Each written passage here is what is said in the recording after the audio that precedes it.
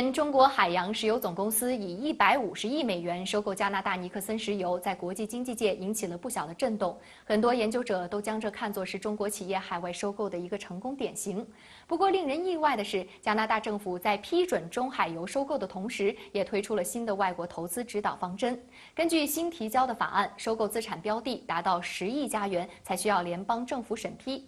但对外国国企收购资产标的超过3.3亿加元，就会触及联邦政府的审查门槛，还会进行所谓净利益审查。这其中的原因是什么？加拿大新的投资政策会对中国企业产生什么样的影响？最近，财新记者专访了加拿大自然资源部部长乔·奥利佛，下面就请他为我们解读加拿大的新的投资政策。After the deal closed by the CNOOC and Nexon. Prime Minister Harper said that majority stakes in Canada's oil sand will be restricted only under exceptional circumstances. But most Chinese investors are SOEs. So, do you think this restriction will, chase the Chinese investors away? No, I don't think so. Look, the oil sands are unusual in terms of market structure. 80% of the oil reserves globally are owned by governments or state-owned enterprises. Of the 20% that remains, 60% is in the oil sands. So there's a huge concentration in terms of so-called free market availability in that regard. The specifics related to control positions in the oil sands by state-owned enterprises. It did not discourage minority positions or joint ventures in the oil sands, nor other investments in the natural resource sector, including control positions. So there's a vast array of investment opportunities. There is a very sharp drop in the Chinese investment in Canada's energy sector. And do you think that the new regulation is a cause of that? That's, of course, a good question, and we've looked at that. It is correct. The numbers show that state-owned enterprise investment this year compared to last year are down. But of course, what's interesting is that all investment, all M&A activity has been down by a comparable amount. And the rest of it, of course, has nothing to do with the SOE rules.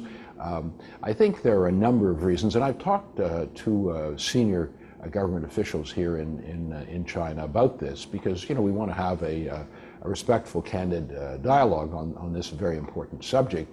And nobody said to me that they thought the change of rules was the cause for that decline. I'm not suggesting that they were necessarily positive about the rule, but there's been some decline in economic activity in China, as we know, and when huge investments are made, which the Nexon investment was, there's often a pause before new investments are being made. That $15 billion investment was the largest foreign investment by China outside the country.